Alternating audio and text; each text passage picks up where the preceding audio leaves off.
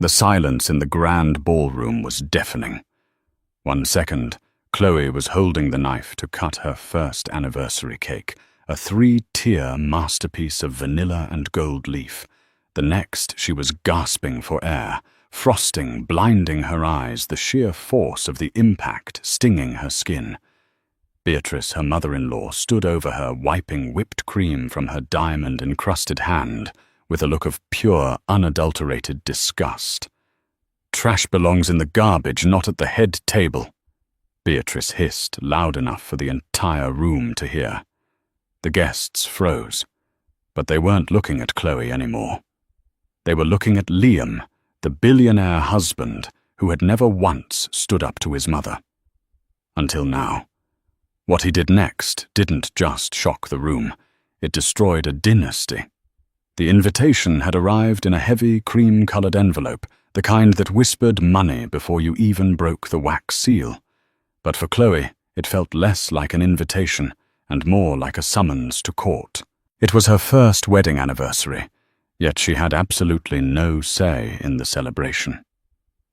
Beatrice Sterling, the matriarch of the Sterling shipping empire, and a woman who wore her disdain like a designer coat, had organized everything. The venue was the Sterling estate in the Hamptons, a sprawling, cold mansion that Chloe always felt required a passport to enter. The guest list was a who's who of New York's elite, none of whom actually knew Chloe, and most of whom assumed she was a gold digger who had trapped the family's golden boy, Liam Sterling. Chloe stood in front of the full-length mirror in the guest bedroom of the estate, smoothing down the fabric of her dress. It was a modest navy blue gown she had bought off the rack. Beatrice had offered to send her personal stylist, but Chloe knew that was a trap. If she accepted, she would be dressed up like a doll to be mocked. If she refused, she was unsophisticated. She chose unsophisticated. "You look beautiful," a deep voice said from the doorway. Chloe turned to see Liam leaning against the frame. He was impeccably dressed in a bespoke tuxedo, his dark hair styled perfectly, but his eyes looked tired. Liam Sterling was a man who commanded boardrooms and negotiated billion-dollar mergers, but in this house under his mother's roof, he always seemed to shrink a little.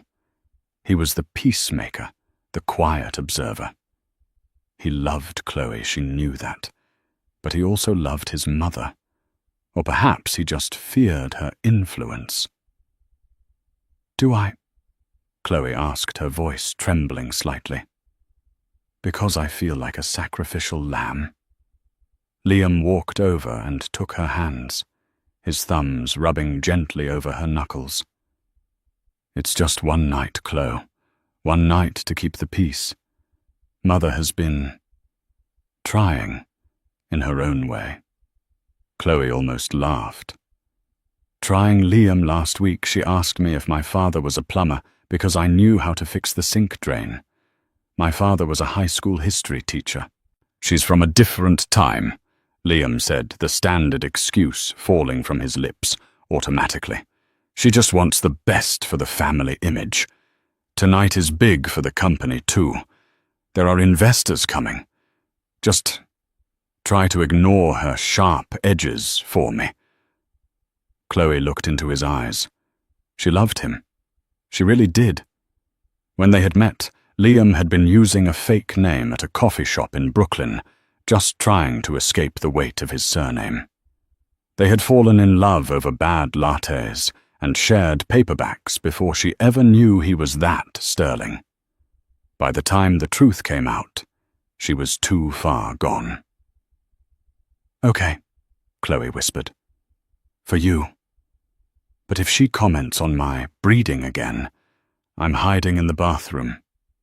Liam kissed her forehead. "Deal. I'll be right by your side." Downstairs, the atmosphere was already thick with tension. The ballroom was decorated in excessive opulence. Thousands of white orchids, crystal chandeliers that cost more than Chloe's childhood home, and a string quartet playing softly in the corner. Beatrice Sterling stood at the center of the room, like a queen holding court. She was 60 but looked 40, thanks to the best surgeons in Switzerland. She wore a silver gown that shimmered like armor. Standing next to her was Vanessa Kensington. Vanessa was the daughter of a real estate tycoon, tall blonde, and possessing the kind of effortless cruelty that came with never hearing the word no. She was also Beatrice's chosen match for Liam. Even though Liam had married Chloe a year ago, Beatrice and Vanessa acted as if the marriage was a temporary clerical error that would soon be rectified. "She's actually wearing navy," Vanessa snickered, sipping her champagne. "It's a celebration, not a funeral, though I suppose for her social death is imminent." Beatrice's eyes narrowed as she saw Liam and Chloe descending the grand staircase. Navy. How pedestrian. She disappears into the background, exactly where she belongs. "Liam looks exhausted," Vanessa noted, feigning concern. "She's dragging him down, Beatrice. He needs someone who understands his world, someone who can help him carry the legacy, not someone he has to constantly apologize for."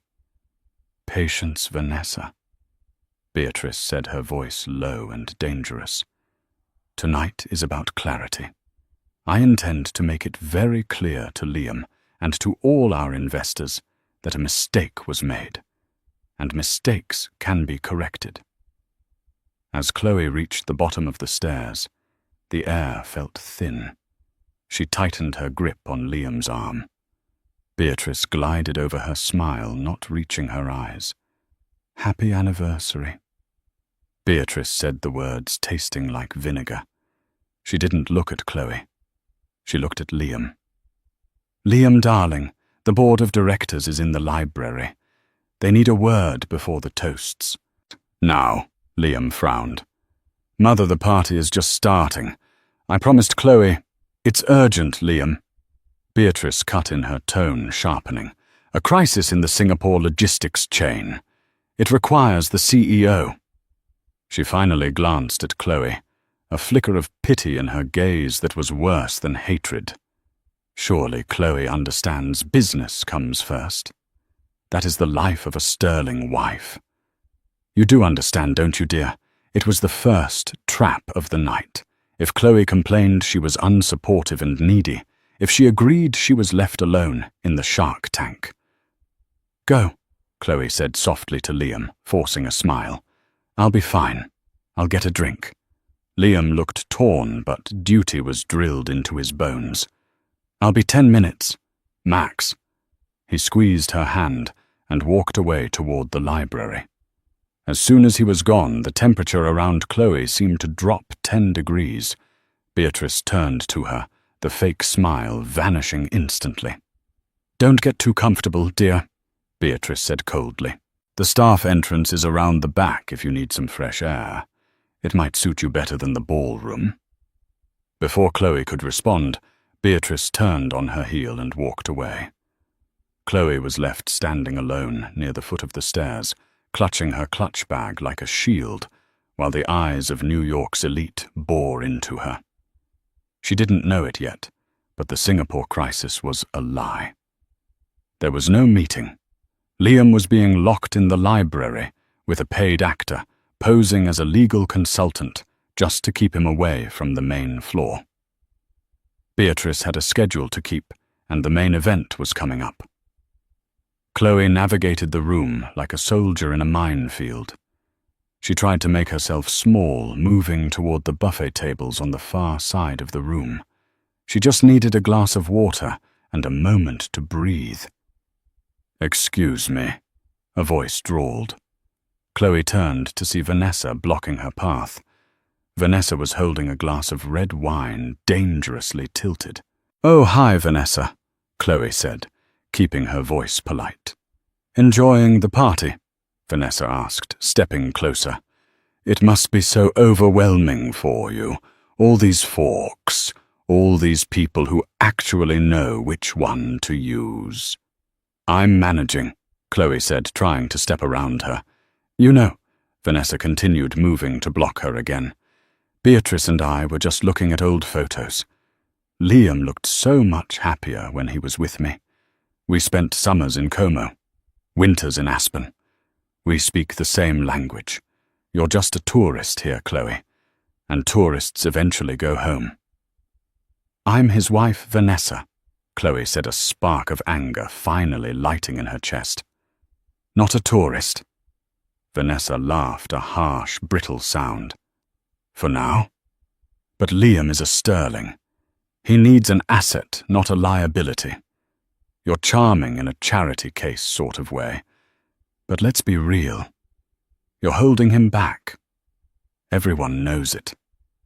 Vanessa leaned in, dropping her voice to a whisper. Do him a favor. Leave before he has to ask you to. It will be less embarrassing for everyone. Chloe felt tears pricking her eyes, but she refused to let them fall. Excuse me, she said, firmly, pushing past Vanessa. As she brushed past Vanessa, accidentally tipped her glass. Red wine splashed onto the skirt of Chloe's navy dress. It wasn't a lot, just enough to be noticeable, a dark, wet stain on her thigh. Oh, how clumsy of me, Vanessa gasped loud enough to draw attention. Oh, Chloe. I am so sorry. I suppose I just didn't see you there. You really do blend into the background. A few guests nearby tittered. Beatrice, watching from across the room, gave a subtle nod. Phase 1 was complete. The victim was rattled, isolated, and humiliated. Chloe rushed to the bathroom, her hands shaking. She dabbed at the stain with paper towels, but it was useless. She looked at herself in the mirror. Why am I doing this? She asked herself. Liam loves me. That's what matters. She took a deep breath, fixed her hair, and walked back out. She wouldn't let them win. She would stand by her husband's side for the cake-cutting smile for the cameras, and then they would go home. When she returned to the ballroom, the lights had dimmed slightly. A spotlight was focused on the center of the room, where a massive table sat. On it was the anniversary cake. It was incredible, 5 feet tall, decorated with edible gold and sugar orchids. The music stopped. Beatrice took the microphone at the front of the room. Ladies and gentlemen, Beatrice announced, her voice booming through the speakers. If I could have everyone's attention, it is time for the tradition, the cutting of the cake. She gestured for Chloe to come forward. Chloe, dear, come up here. Liam is detained with business, unfortunately. But we shouldn't keep our guests waiting. You can do the honors. Chloe hesitated, cutting the cake alone. It felt wrong. It was supposed to be a couple's moment. Go on, a guest whispered near her. Don't keep her waiting. Chloe walked into the spotlight. The heat of it was intense. She felt exposed. She approached the massive cake, picking up the silver server with the ivory handle. Beatrice stood right next to her, smiling that shark-like smile. Just a small slice, dear, Beatrice murmured off microphone. Try not to make a mess. I know how clumsy you people can be. Chloe's hand tightened on the knife. She took a breath and sliced into the bottom tier. The cake was soft, yielding easily. She placed a slice on a small crystal plate. Beatrice stepped closer, invading her personal space. The room was sound watching. You know, Beatrice said, her voice dropping so only Chloe could hear, but the microphone in her other hand was lowered just enough to pick up the ambient sound. I had a background check done on your family again last week. Your father's debt. It's embarrassing. I paid it off. Consider it a severance package. Chloe froze. What? I bought his debt, Beatrice hissed. And I can reinstate it. Unless you walk away. Tonight. Chloe turned to look at her mother-in-law, shock and horror on her face. You can't do that. I can do anything, Beatrice said. I am a Sterling. You are a nobody. Chloe felt a surge of adrenaline. She set the cake server down. I'm not cutting this cake, she said, her voice shaking but audible. And I'm not listening to this. She turned to leave. Oh no, you don't, Beatrice snapped, in a moment of calculated madness intended to look like an accident or a playful gesture gone wrong. Beatrice reached out. But it wasn't playful. She grabbed the plate of cake Chloe had just cut, a large, heavy slice with thick fondant and buttercream. You want to be part of this family? Beatrice shouted suddenly, playing to the crowd, her voice shrill. Then have a taste of the sweet life you're so desperate for. With a violent, sweeping motion, Beatrice slammed the cake directly into Chloe's face. The sound was a wet thwack. Chloe stumbled back, blinded. Frosting filled her nose, coated her eyelashes, and slid down her neck. The force of the smash had been hard enough to bruise. She gasped, clawing at her eyes, trying to breathe. The room went deadly silent. No one laughed. This wasn't a prank. It was an assault. Beatrice stood there, panting slightly, wiping cream from her hand onto a napkin a waiter hurriedly offered. She looked at the guests, chin high. Trash, she declared, her voice ringing out in the silent hall. Trash belongs in the garbage, not at the head table. Look at her. Look at what she really is. A mess. Chloe stood there, shaking cream, dripping onto her ruined navy dress. She felt small. She felt destroyed. She couldn't see the crowd, but she could feel their pity and their shock. Then the heavy oak doors of the library burst open. The sound echoed like a gunshot. Liam Sterling stood in the doorway. He wasn't the quiet, tired man from earlier. His tie was undone, his hair slightly mussed, and his face was a mask of absolute, terrifying fury. He had broken out of the locked room. He had heard his mother's voice over the speakers. He saw his wife. He saw the cake. He saw his mother's sneer. Liam didn't run. He walked. But he walked with the energy of a predator. The crowd parted instantly, terrified of the look in his eyes. He didn't look at the investors. He didn't look at Vanessa. He walked straight to Chloe. Liam. Beatrice started, her voice faltering for the first time. She slipped. It was a joke. She has no sense of humor. Liam didn't even look at his mother. He reached Chloe, taking his own handkerchief, silk monogrammed, and gently, tenderly wiped the frosting from her eyes. Can you see? He asked, his voice shaking with suppressed rage. Liam. Chloe sobbed, finally breaking down. I want to go home. We are going, Liam said softly. But not yet. He turned to face his mother. The room held its breath. You called her trash, Liam said. His voice wasn't loud, but it carried to every corner of the room. You assaulted my wife, in front of everyone. She doesn't belong here, Liam, Beatrice screamed, losing her composure. I did it for you. She is weak. She is poor. She is nothing. Liam stared at her. You're right, Mother. She doesn't belong here. He reached into his jacket pocket and pulled out a phone. He tapped the screen once. Because this house, Liam said, isn't yours anymore. Beatrice laughed, a nervous, high-pitched sound. Don't be ridiculous.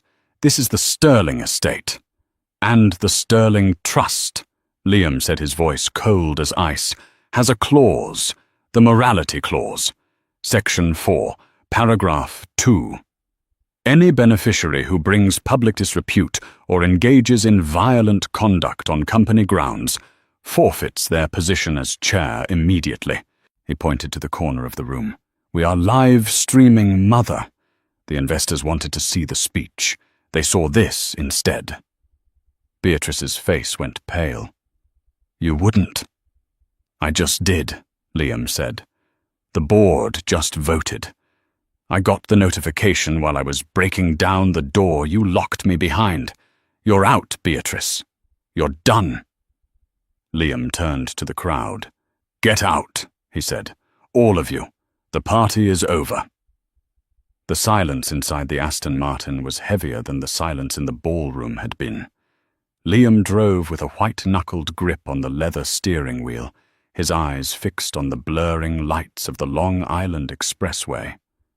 Rain had started to fall, transforming the world outside into a smear of grey and neon, mirroring the chaos inside the car. Chloe sat in the passenger seat, shivering. She had used a packet of wet wipes from the glove compartment to clean the worst of the frosting from her face, but her hair was still matted with sugar and cream, and her navy dress was ruined, stiffening as the mess dried. The smell of vanilla, once sweet, now made her stomach turn. It smelled like humiliation. "I'm sorry," Liam said, his voice cracking. It was the first thing he had said in 20 minutes. "I am so sorry, Chloe." Chloe stared out the window. "You didn't throw the cake, Liam." "I let it happen," he countered, hitting the steering wheel with the palm of his hand. "I left you alone with her. I knew what she was like. I thought if I played by her rules for one night, she'd back off. I was a coward." "You stood up for me," Chloe said softly. "You walked away from the company. That's not cowardice, Liam. That's suicide. Financial suicide." Liam let out a harsh breath. "I don't care about the money. I care about you. We'll figure it out. I have my own savings. I have the trust. We'll get a suite at the Pierre. We'll call a lawyer in the morning and we'll bury her in litigation until she's selling that estate to pay legal fees." He sounded confident, but Chloe saw the tremor in his jaw. Beatrice Sterling was not a woman who lost gracefully. She was a woman who scorched the earth. They arrived in Manhattan an hour later. Liam pulled up to the valet stand at the Pierre, one of the city's most prestigious hotels. The valet recognizing the car, and Liam rushed over, but his eyes widened when he saw Chloe's state. "Mr. Sterling," the valet said, maintaining professional composure despite the wreckage in the passenger seat. "Welcome back." "We need the penthouse suite for the week," Liam said, handing over his keys. He walked around to open Chloe's door, shielding her from the curious glances of passers-by with his jacket. Inside the lobby, the opulence felt suffocatingly similar to the Hamptons estate. Liam marched to the front desk, placing his sleek black Centurion card on the marble counter. "Mr. Sterling," the concierge said, smiling nervously. "We weren't expecting you."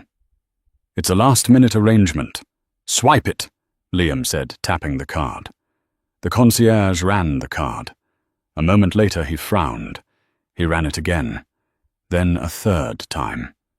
The silence stretched thick and uncomfortable. "Is there a problem?" Liam asked, his voice hardening. "I'm afraid the card has been declined, sir," the concierge whispered. "It says reported stolen, confiscate." Liam froze. "That's impossible. It's my account." "I can try another card." Liam pulled out his wallet. He produced a Visa, then a Platinum MasterCard. Declined. Declined. Beatrice moved faster than light. "She froze them." Liam realized, his face draining of color. "She reported my identity compromised. She's locked me out of everything. The joint accounts, the personal trusts. Everything." "Sir," the concierge said, his voice dropping an octave, losing its warmth. "Without a valid payment method." "I have cash," Liam said, patting his pockets. He pulled out a money clip. $200. At the Pierre, that wouldn't even buy a sandwich, let alone a room. Chloe stepped forward, placing a hand on Liam's arm. She could feel the heat radiating off him, the sheer panic of a man who had never heard the word no from a machine in his life. "Liam," she whispered, Let's go." "No." Liam snapped not at her, but at the situation. "I am Liam Sterling. Call the manager. I own shares in this hotel chain." "Sir, please don't cause a scene," the concierge said, signaling to security. "We are leaving," Chloe said firmly. She took Liam's hand, interlacing her fingers with his. "Liam, look at me. We leave. Now." Liam looked at her, his eyes wild. Then he deflated. He nodded, grabbing the keys back from the valet stand before they could be processed. They got back into the Aston Martin. The gaslight dinged. Low fuel. "I have $40 in my purse," Chloe said calmly. "And I have a Chime bank account she doesn't know about, because it has never touched the sterling millions. It has about $300 in it." Liam stared at the dashboard. $300? That's a tank of gas and a roof over our heads," Chloe said. "Just not here." They drove out of Manhattan, crossing the bridge into Queens. The skyline of the city, glittering with gold and ambition, retreated in the rearview mirror. They pulled into the parking lot of the Starlight Motor Inn, a roadside motel with a flickering neon sign and a vending machine that hummed aggressively in the damp air. The room cost $89 a night. It smelled of stale cigarettes and lemon polish. The carpet was a suspicious shade of brown, and the bedspread was thin and scratchy. Liam sat on the edge of the bed, still in his bespoke tuxedo, looking like an alien who had crash-landed on a strange planet. He put his head in his hands. "I'm sorry," he whispered again. "I promised to give you the world, and I brought you to this." Chloe went to the small sink in the corner. She wet a washcloth with cold water and walked over to him. She knelt between his legs and gently wiped his face. "You brought me away from them," she said fiercely. "That's all I wanted. I'd rather be here with you than in that mansion with her." Liam looked up, tears brimming in his eyes. He pulled her into a hug, burying his face in her neck. They held each other in the dingy motel room, two refugees from a golden war. But as they slept, the digital world was burning. Beatrice hadn't just frozen the money. She had ignited the narrative. The next morning, sunlight filtered through the thin polyester curtains of the motel room, hitting Chloe's eyes like a physical blow. She groaned, reaching for her phone on the nightstand. She expected a few texts from friends, asking if she was okay. Instead, her phone was vibrating so hard, it nearly fell off the table. 99+ missed calls, 500+ new Instagram notifications. Twitter. Trending crazy. Chloe. She sat up, heart pounding. She unlocked her phone and opened Twitter. The top trending topic in New York wasn't Beatrice Sterling assault. It was a video clip. But it wasn't the clip of Beatrice smashing the cake. It was a selectively edited clip from minutes earlier. It showed Chloe arguing with Vanessa. It showed Chloe stepping on Vanessa's dress, which hadn't happened. It was a trick of the camera angle. It showed Chloe looking angry near the cake knife. And then the headline from the New York Chronicle, a paper the Sterlings practically owned, "Meltdown in the Hamptons, gold digger wife threatens guests with knife, forced to leave anniversary party." The article was a masterpiece of fiction. It claimed Chloe had been drunk, that she had demanded shares of the company, and that when Beatrice tried to calm her down, a scuffle ensued involving the cake. Beatrice was painted as the victim, a dignified matriarch trying to save her son from an unstable woman. "Oh my God," Chloe whispered. Liam stirred beside her. "What is it?" She handed him the phone. Liam scrolled, his eyes widening. He sat up the sheet, falling away from his chest. "This is a lie. This is a complete fabrication. We have the live stream. Do we, War?" Chloe asked. "Who was filming us? The company videographer, hired by Mother. Liam scrambled for his own phone. He tried to log into the company cloud server to access the raw footage. Access denied. He tried to call the chief legal officer. Number disconnected. She scrubbed it, Liam said, his voice hollow. She deleted the real footage and released this deep fake narrative. A sharp knock on the motel door made them both jump. Liam stood up, placing himself in front of Chloe. "Who is it?" "Room service," a muffled voice said. "This motel doesn't have room service," Chloe whispered. Liam walked to the door and looked through the peephole. He stiffened. He unlocked the door and threw it open. Standing there in a pristine white trench coat and oversized sunglasses was Vanessa. Behind her stood two large men in dark suits, private security. "Found you," Vanessa said, wrinkling her nose as she stepped into the room without invitation. "God, Liam, it smells like despair in here, and cheap detergent." "Get it out," Liam said, pointing to the parking lot. "I'm here to help," Vanessa said, pulling a thick envelope from her designer bag. She tossed it onto the stained bedspread. "Beatrice is disappointed. She's calling it a mental health crisis. She's willing to pay for a facility for Chloe. Somewhere quiet. Vermont, maybe." "You are insane," Chloe said, standing up. She was wearing Liam's oversized dress shirt, but she stood tall. Vanessa ignored her locking eyes with Liam. "Liam, Daddy is worried. The stock dropped 4% this morning because of the scandal. Beatrice is moving to have you declared incompetent to manage your shares due to undue influence from a toxic partner. She's going to take it all, Liam. The CEO spot, the trust, the legacy." Vanessa stepped closer, her voice turning syrupy. "But it doesn't have to be that way. Sign the annulment papers inside that envelope. Say you were coerced. Say she drugged you. Come back home. I've already spoken to the PR team. We can spin this as you being a victim of a predator. We can be the power couple again." Liam looked at the envelope. Then he looked at Vanessa. "You think I care about the stock price?" Liam asked quietly. "I think you care about not being poor." Vanessa sneered, glancing around the room. "You're a sterling, Liam.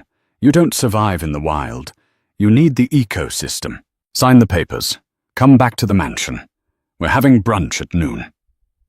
Liam picked up the envelope. He weighed it in his hand. "You're right," Liam said. "I am a sterling." He ripped the envelope in half, then in quarters. He threw the confetti-like pieces at Vanessa's feet. "But the sterling name used to mean honor. Now it just means bullies in expensive clothes. Get out, Vanessa, and tell my mother that if she wants a war, she just got at one." Vanessa's face twisted into a mask of pure venom. "You're making a mistake, a very expensive mistake. When you're starving, don't come crawling back." She spun on her heel and marched out, her security guards following. Liam slammed the door and locked it. He leaned his forehead against the wood, breathing hard. "Liam," Chloe said softly, "she's right about one thing. We can't fight them with nothing. They have the lawyers, the media, and the money." Liam turned around. "I know. We need an army. But we don't have one." "We don't need an army," Chloe said, her eyes suddenly sharp. A memory had surfaced, a small detail from the night before, just before the cake smash. Beatrice had whispered something. "I paid off your father's debt. I bought it." "Liam," Chloe said, "your mother said she bought my father's debt. But my father, he didn't have debt. He was meticulous. He kept every receipt in a shoebox in his closet. What does that matter? It matters because Beatrice is a creature of habit," Chloe said, her mind racing. "She uses money to control people, but she's arrogant. She leaves paper trails because she thinks no one is smart enough to look. Before I met you, I worked as a forensic audit clerk for a small firm. I know how to track numbers that people try to hide. We don't have access to her files, Liam reminded her. No, Chloe said. But we have access to the old files. You told me once that your grandfather, the founder, was paranoid, that he kept physical copies of the original bylaws and the founding ledger in a place Beatrice couldn't touch. Liam's eyes lit up with recognition. The Iron Vault. It's in the basement of the old Sterling textile factory in Brooklyn. The building is condemned, slated for demolition next month. Does Beatrice have the key? No. Liam said, a slow smile spreading across his face. She hates that place. She thinks it's dirty. Only the CEO has the key. And technically, until the board formally ratifies my removal, which takes 48 hours, I am still the CEO. Then we have 24 hours, Chloe said, grabbing her ruined dress. Put your tuxedo back on, Liam. We're going to Brooklyn. The Sterling textile factory loomed over the Brooklyn waterfront like a skeletal beast. It was a relic of a bygone era. Red brick, crumbling windows shattered like jagged teeth. A chain-link fence surrounded it with a sign, "Danger, keep out. Property of Sterling Holdings." The rain had stopped, but the wind was biting. Liam parked the Aston Martin in an alleyway 3 blocks down to avoid attention. They walked the rest of the way, Chloe wearing a pair of jeans and a hoodie she had bought at a nearby discount store with her remaining cash. Liam still in his tuxedo trousers and shirt, looking like a disheveled prince. "This place gives me the creeps," Chloe muttered as they slipped through a hole in the fence. "Grandfather Elias loved it," Liam said. "He said this was where the real work happened. He hated the Hamptons. He said the sea air made people soft." They navigated the debris-strewn courtyard and reached the heavy steel doors of the main entrance. Liam pulled a keychain from his pocket. It wasn't his car keys. It was a small, rusted iron key he kept on a separate ring. "I haven't used this since he died," Liam admitted. He inserted it into the lock. It resisted then with a groan of protesting metal it turned. They slipped inside. The air was stale, smelling of oil and dust. Pigeons fluttered in the rafters high above. "The vault is in the sub-basement," Liam said, turning on his phone's flashlight. They descended a metal staircase that rattled with every step. Down here, the darkness was absolute. They reached a heavy blast door, the kind used in old banks. "Here goes nothing," Liam said. He spun the dial. Left 40, right 10, left 85. The combination was his grandfather's birthday. Clank. Hiss. The door swung open. Inside, rows of metal filing cabinets lined the walls. It wasn't gold bars or diamonds. It was paper. Decades of it. "What are we looking for?" Chloe asked, scanning the labels. "The Red Ledger," Liam said. "Grandfather told me that if the company ever lost its way, the Red Ledger would guide it back. I always thought it was a metaphor." Chloe started pulling out drawers. "Search for 1985. That's the year Beatrice married your father. That's when she started getting involved." They searched for an hour. Dust coated their hands. Chloe's forensic eyes scanned ledgers, noticing patterns. "Liam, look at this. These transfers. Millions of dollars funneled into a shell company in the Cayman Islands called Blue Heron." "So rich people hide money," Liam said, still digging. "No," Chloe said. "Look at the date. This transfer happened 2 days before your father died in that boating accident." Liam stopped. He turned slowly to look at her. "What?" And here, Chloe pointed to another entry. "Payments to a Dr. Thorne. Recurring monthly payments for 20 years. Liam, who is Dr. Thorne? I don't know, Liam said. My father didn't have a doctor named Thorne. Found it, Liam shouted suddenly, pulling a leather-bound book from the bottom of a safe box. The Red Ledger. He opened it. It wasn't just accounting. It was a diary. Elias Sterling's handwriting scrawled across the pages. Liam read the last entry aloud, his voice trembling. My son is weak. He has married a viper. Beatrice is not who she says she is. She is not a Kensington. She is a fraud.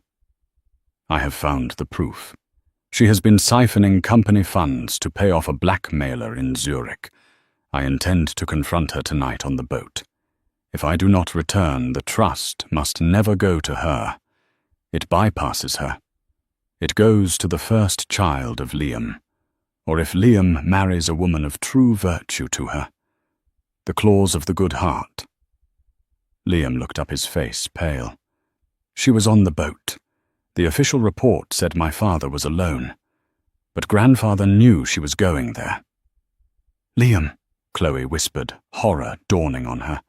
Do you think she killed him? Liam said, the realization crashing down on him. Or she let him die. To protect her secret. To keep the money. We have the motive, Chloe said. We have the financial proof of the blackmailer, and we have the grandfather's testimony. This destroys her, Liam said. This isn't just getting the company back. This is prison. Suddenly the heavy blast door behind them slammed shut. Clang! The sound echoed like a thunderclap. Darkness swallowed them as the lights from the hallway were cut off. Only their phone flashlights remained. Liam! Chloe cried out. They ran to the door. Liam grabbed the wheel to spin it open. It wouldn't budge. It had been locked from the outside.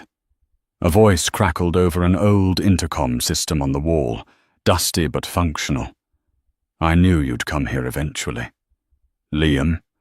Beatrice's voice purred, distorted by the static but unmistakable. You always were sentimental, just like your grandfather. Mother! Liam screamed, pounding on the door. Open this door! I'm afraid I can't do that, Beatrice replied calmly. This building is slated for demolition. Remember, the crew is arriving early. Tomorrow morning, in fact. It would be such a tragedy if 2 squatters were trapped inside when the charges went off. Just another accident in the Sterling history. You followed us, Chloe said, leaning close to the intercom. You put a tracker on the car. Clever girl, Beatrice said. Too clever. You should have taken the annulment. Enjoy the darkness, darling. It's the last thing you'll see. The intercom clicked off. Liam pulled at the door handle with all his strength, screaming until his throat was raw. But it was useless.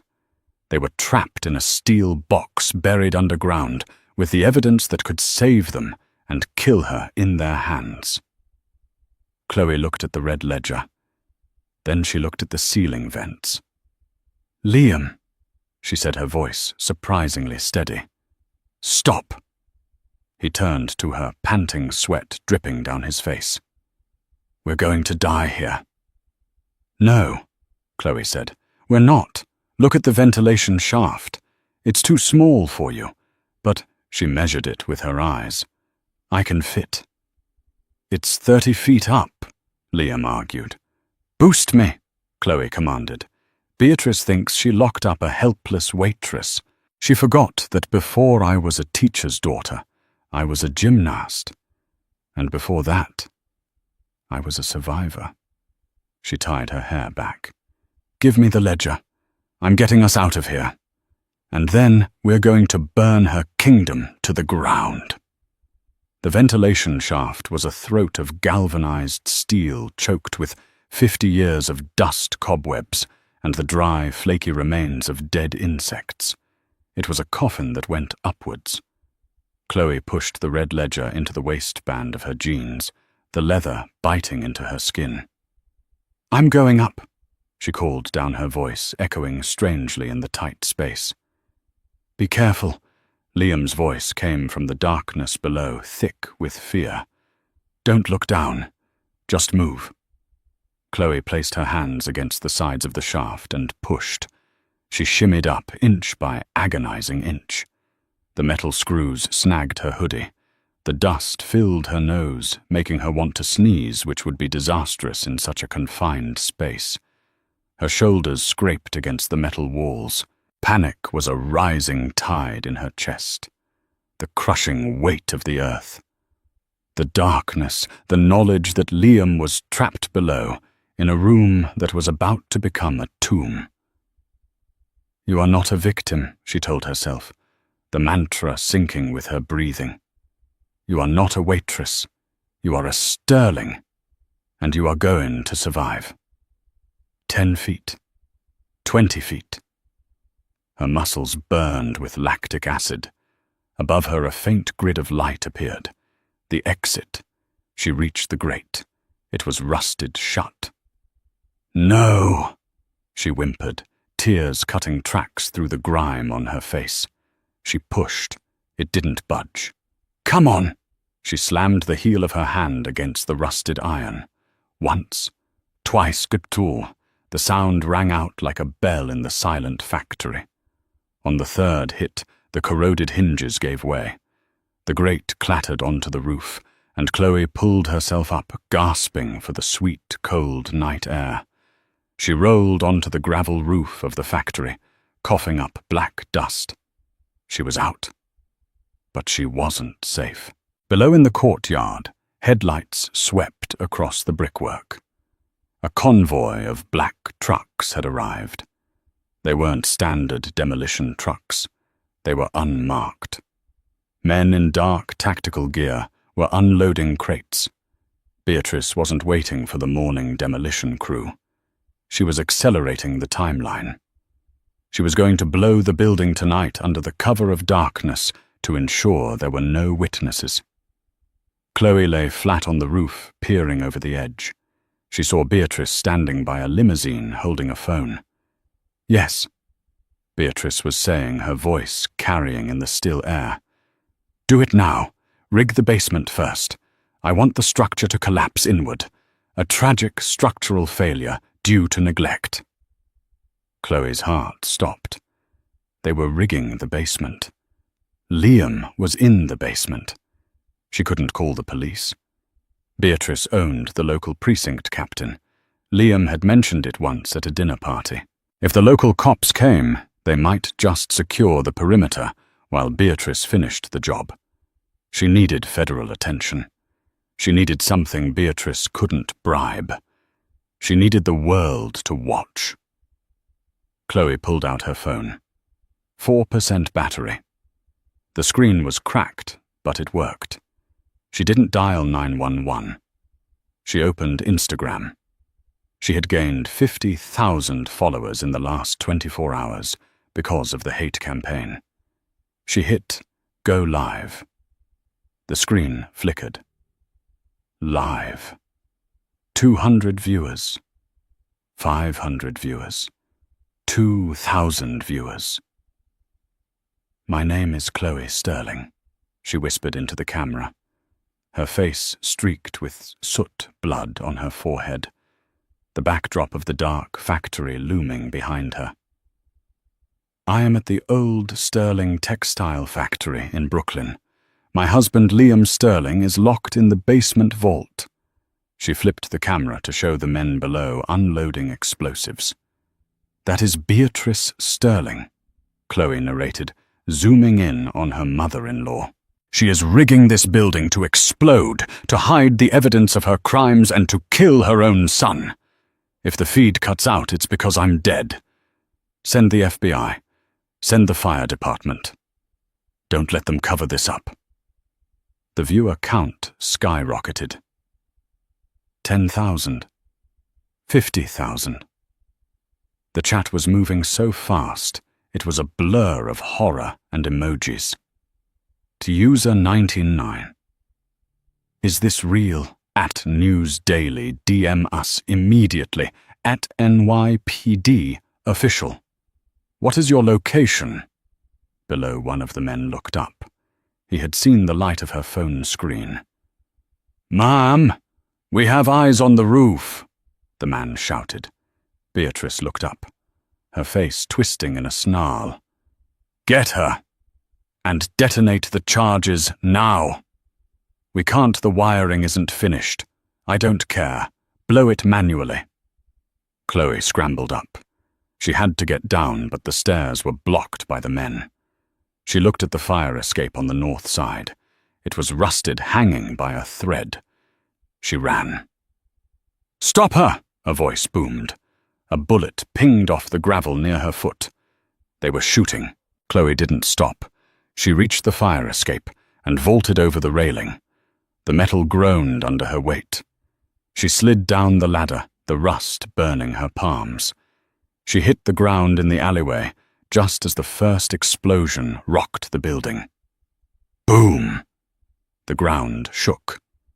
Dust billowed out from the basement windows. "Liam!" Chloe screamed, running toward the building instead of away. "No!" A hand grabbed her shoulder. She spun around, ready to fight, the red ledger clutched to her chest like a shield. It wasn't one of Beatrice's men. It was a firefighter. Sirens were wailing in the distance, a symphony of red and blue lights flooding the street. The live stream had worked. The FDNY had arrived faster than the mercenaries could finish the job. "You can't go in there, miss. It's unstable," the firefighter yelled. "My husband is in the vault," Chloe screamed, pointing. "The sub-basement, you have to get him out." Police cars screeched to a halt, boxing in the black trucks. Beatrice's mercenaries dropped their weapons, realizing they were outgunned and on camera. A news helicopter was already circling overhead, its spotlight pinning Beatrice to the ground like a specimen on a slide. Chloe watched as the firefighters deployed a rescue team. Minutes felt like hours. The building groaned, a wounded beast threatening to collapse entirely. Then, emerging from the smoke, 2 firefighters walked out, supporting a coughing, stumbling figure between them, Liam. He was covered in grey dust, his tuxedo shredded, but he was alive. Chloe broke free from the paramedic, trying to check her vitals. She sprinted across the wet pavement. Liam looked up, saw her, and fell to his knees, opening his arms. They collided in a heap on the asphalt. Liam buried his face in her hair, sobbing. "You came back. You crazy, beautiful woman, you came back." "I told you," Chloe whispered, kissing his soot-stained cheek. "I'm not a tourist. I'm your wife." Cameras flashed around them. The press had arrived. CNN, Fox, the New York Times. Beatrice was being led away in handcuffs, screaming at a police officer. "Do you know who I am? I am Beatrice Sterling. This is a mistake." Chloe stood up, helping Liam to his feet. She reached into her hoodie and pulled out the red ledger. It was safe. "Officer," Chloe called out to the detective arresting Beatrice. She walked over the cameras, parting for her. She looked Beatrice dead in the eye. "She isn't Beatrice Sterling," Chloe said, her voice steady broadcast to the millions watching at home. "Her name is Beatrice Thorne, and this," she held up the book, "is the proof that she murdered Elias Sterling to steal this empire." Beatrice stopped struggling. She looked at the book. The color drained from her face, leaving her looking old, fragile, and defeated. "Checkmate," Liam whispered. The courtroom at the Southern District of New York was packed beyond capacity 3 months later. It was the trial of the decade. The Cakegate incident, as the internet called it, had unraveled a 40-year conspiracy of fraud, embezzlement, and murder. Chloe sat in the front row wearing a sharp white pantsuit. No more Navy. No more hiding. She held Liam's hand. On the stand sat a frail old man in a wheelchair. Dr. Thorne. the man from the ledger. Beatrice's brother, whom she had kept hidden in a private sanitarium in Switzerland, paid off with company funds to keep her secret that she was not a socialite debutante, but the daughter of a con artist who had faked her identity to marry into the sterling fortune. She told me to cut the brake line on the boat. Dr. Thorne rasped, his voice echoing in the silent room. She said if Elias changed the will, we would both be destitute. I did it. I've lived with the guilt every day since. A gasp went through the gallery. Beatrice, sitting at the defense table, didn't react. She stared straight ahead, a statue of ice. The jury deliberated for less than 2 hours. Guilty on all counts. Beatrice didn't scream. She didn't cry. She simply stood up, smoothed her skirt, and allowed the marshals to shackle her wrists. As she was led past Liam, she paused. I built that company, she hissed. Without my ruthlessness, you would be selling shoes. You're weak, Liam. Liam looked at his mother. He looked at Chloe, the woman who had climbed a ventilation shaft and faced down a demolition crew to save him. I'm not weak, Mother, Liam said calmly. I just found my strength in something other than money. I found it in her. Beatrice sneered and was led away to serve a life sentence without parole. The fallout was immediate. Vanessa Kensington's family distanced themselves publicly, but the damage was done. Vanessa was dropped from her social circles, her reputation permanently stained by her association with the attempted cover-up. 2 weeks later, the board of directors of Sterling Holdings met in the skyscraper that dominated the Manhattan skyline. The table was full of old men in grey suits who had enabled Beatrice for years. They looked nervous. Liam walked in. He wasn't wearing a tie. He walked to the head of the table. Gentlemen, Liam said, effective immediately, I am dissolving the board. You can't do that, one director shouted. We have tenure. I have the controlling interest, Liam said, tossing a file onto the table. My grandfather's original will was probated this morning. The good heart clause. It grants the entirety of the voting shares to me and my wife. You are all fired for gross negligence and complicity. Security guards stepped forward to escort the sputtering directors out. Liam turned to the empty chair next to him. Madam Chairwoman. Chloe walked in. She looked at the view of the city that had tried to chew her up and spit her out. She sat down at the head of the table. So, Chloe said, opening a laptop. First order of business. We're liquidating the private jet fleet and the Hamptons estate. We're using the funds to start a foundation for victims of financial abuse. Liam smiled, sitting to her right. Seconded. Later that evening, they returned to the bakery, where they had ordered their first anniversary cake, a small hole-in-the-wall place in Brooklyn, far away from the glitz of Fifth Avenue. They sat on a park bench, watching the sunset over the bridge. Chloe opened a small cardboard box. Inside was a simple vanilla cupcake with white frosting. Happy anniversary delayed, Liam whispered. Chloe laughed. She took a bit of frosting on her finger and playfully dabbed it on Liam's nose. Liam froze for a second, then smiled. He took a bit of frosting and dabbed it on her cheek. No smashing, he asked.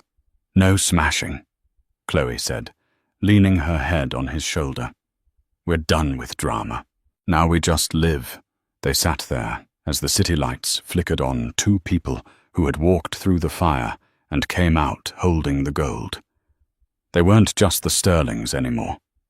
They were survivors. And for the first time in his life, Liam felt free. As for the Hamptons estate, it was sold. The new owners turned it into a public park. The ballroom where Beatrice had reigned was demolished to make way for a playground, and right in the center where the head table used to be was a sandbox. because trash belongs in the garbage. But kings and queens, they build their own castles. Wow, what a roller coaster. From being humiliated in front of the elite to taking down a corrupt dynasty. Chloe proved that true class isn't about money, it's about character. Beatrice thought she could crush Chloe like a piece of cake, but she forgot that pressure just makes diamonds. What did you think of Liam's transformation? Did Beatrice get the punishment she deserved, or should she have suffered more? Let me know your thoughts in the comments below. If you enjoyed this story of karma and justice, please smash that like button. Don't smash it. Like the cake, though. Share this video with a friend who loves a good drama. And subscribe to the channel with notifications on so you never miss a story. We upload new twists and turns every week. Thanks for watching, and see you in the next video.